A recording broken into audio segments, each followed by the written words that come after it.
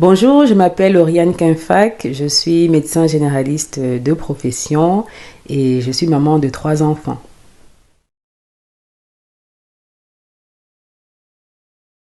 Alors, je me souviens toujours d'une scène qui m'avait marquée. Donc, j'étais encore à la maison à l'époque, j'étais ado.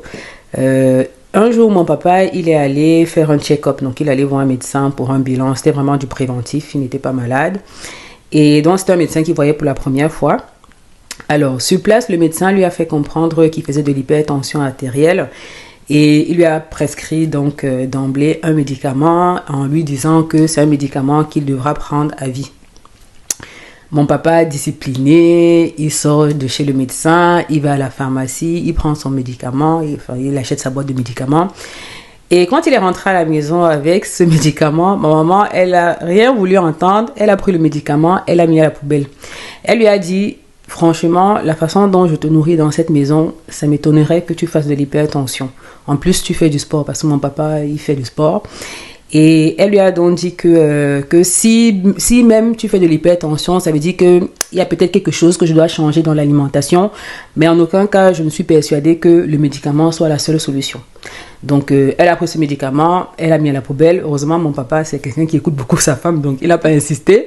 Et quelques jours après, ma maman, elle est allée à la pharmacie, elle a acheté un tensiomètre, histoire de vérifier aussi de temps en temps la tension à la maison. Et elle s'est rendue compte que mon papa n'avait pas du tout d'hypertension. Et jusqu'à aujourd'hui, mon papa n'a pas d'hypertension, il ne prend aucun médicament.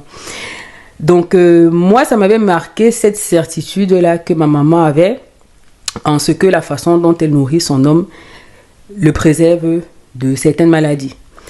Et donc, moi, ça m'a marqué. Bon, déjà, même nous aussi, hein, on n'était pas souvent malades. Les pathologies infantiles classiques, là, on n'avait pas ça parce que ma maman mettait un point d'honneur à ce qu'on mange. Moi, jusqu'en terminale, ma maman faisait le goûter qu'elle mettait dans le sac. Ça m'énervait parce que je trouvais que c'était un peu infantilisant. Mais bon, avec du recul, je lui dis grandement merci parce que elle veillait vraiment à ça. Elle nous apprenait vraiment les basiques de la bonne alimentation. Et donc, c'est quelque chose que j'ai gardé et aujourd'hui, plus que jamais, j'essaie de transmettre ça à mes enfants parce qu'aujourd'hui, on le sait, hein, plus que jamais, vraiment, c'est important de faire attention à ce qu'on mange parce qu'avec le boom de maladies chroniques, de nouvelles maladies, même tous les jours, il y a des nouvelles maladies et de nombreuses études ont montré que c'est étroitement lié avec notre mode de vie, en particulier notre alimentation. Et donc, vraiment, je mets un point d'honneur aussi à la maison à transmettre ça à mes enfants, à essayer de faire en sorte que les enfants et mon mari d'ailleurs, qu'on ait une bonne alimentation. Alors, effectivement, ils sont encore petits, donc j'y vais progressivement. Il y a des choses qu'ils peuvent comprendre, il y a des choses qu'ils ne peuvent pas encore comprendre. Mais ce que j'ai réussi à implémenter jusqu'ici et dont je fais la maintenance, donc actuellement, c'est deux choses. La première chose, c'est les fruits et les légumes. Ils savent que ça, c'est la base. On en mange tous les jours.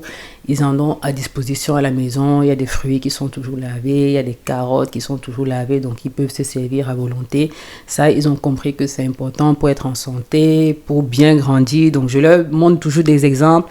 Je leur donne des exemples concrets pour leur santé. Par exemple, je leur dis que si tu veux être fort comme papa et conduire sa voiture, parce que mon fils, par exemple, lui, son rêve, c'est de conduire la voiture de papa.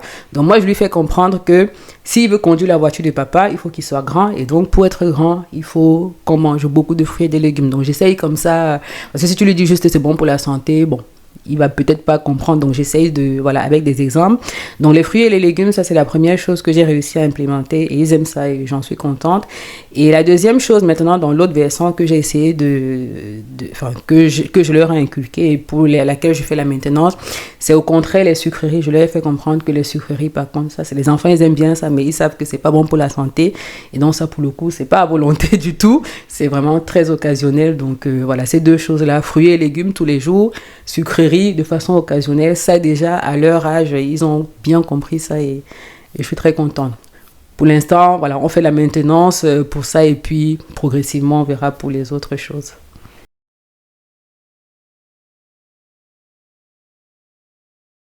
Alors, en fait, moi, je me suis rendu compte d'une chose, c'est que souvent on dit que les enfants n'aiment pas les légumes, mais en fait, c'est que ils n'aiment pas les légumes qu'on leur a proposés. Et très souvent, le constat qui est fait, c'est que dans les foyers, on a souvent les légumes dont on a l'habitude. On va cuisiner, par exemple, avec la tomate, les carottes, les haricots verts.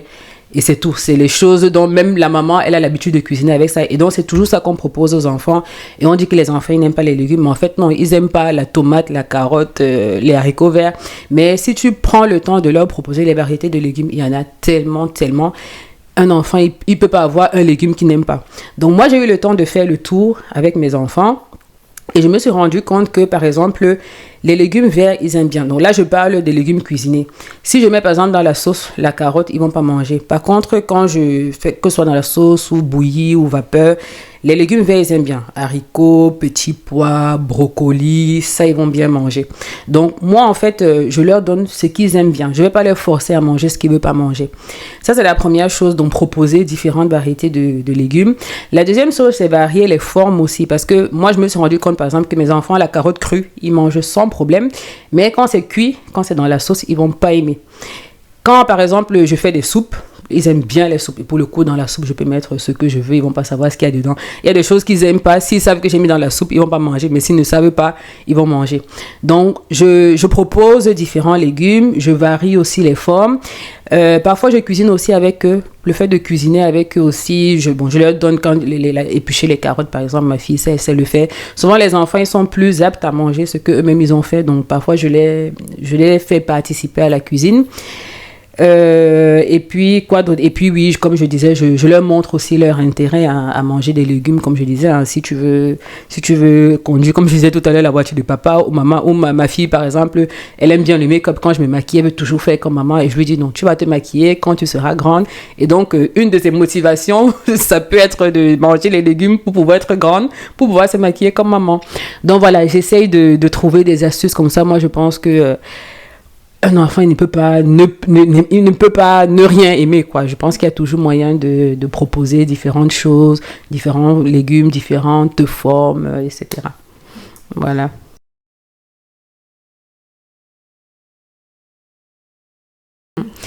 Alors, comme je dis tout à l'heure, je fais de la maintenance, c'est-à-dire qu'on essaye de maintenir. À l'adolescence, effectivement, c'est vrai que bon, les enfants, ils ne sont plus vraiment collés à papa et maman, il y a les McDo, comme tu dis, etc. Mais je pense que l'éducation, quand même, qu'on donne dès la base, il y a des bases qui restent. Et je ne suis pas dans la restriction, hein. C'est important de le savoir. Je ne suis pas dans la restriction totale, mais il y a des aliments que je sais qu'on doit manger au quotidien. Il y a des aliments que je sais que c'est occasionnel. Donc, même les McDo, comme tu disais, bon, nous, on n'est pas très McDo, mais ça peut arriver qu'on aille au resto ou prendre des glaces. Voilà. Ça reste occasionnel. La restriction, en fait, les études ont montré que ça ne marche pas. En général, c'est pas tenable sur le long cours. Et très souvent, même, ça entraîne aussi des troubles du comportement alimentaire. Il y a des gens qui basculent dans l'anorexie ou dans la boulimie. Donc, la restriction, c'est pas une solution. Mais en fait, ce qu'il faut instaurer, c'est les bases et leur dire et ne pas se fatiguer de le répéter, hein, parce que parfois les enfants, ils peuvent oublier ou ils peuvent te tenter, mais je pense qu'il faut, jusqu'aujourd'hui, notre maman, elle veille à ce qu'on mange, hein. Elle nous envoie parfois les publications, les trucs comme ça. Donc moi, je pense qu'il faut maintenir, en fait, c'est-à-dire voilà, continuer à leur faire comprendre que c'est important et que voilà, ils peuvent manger des McDo, mais que ça doit rester occasionnel. Moi, je pense que c'est la meilleure des choses, hein. Si on veut être dans la restriction, je pense pas que ça va fonctionner. Et vraiment insister, c'est comme dans toute chose, hein, la répétition est la meilleure la répétition est la meilleure des sciences, voilà. Donc moi, vraiment, je te dis, hein, jusqu'aujourd'hui, ma maman, elle est toujours derrière nous, hein. Donc je pense que je serai aussi comme ça avec les enfants. Je ne vais pas me fatiguer. C'est pour leur santé. On aime bien nos enfants. On a envie qu'ils soient heureux, qu'ils soient en santé. Donc, il y a des choses pour lesquelles on ne va pas lésigner sur les moyens. Voilà.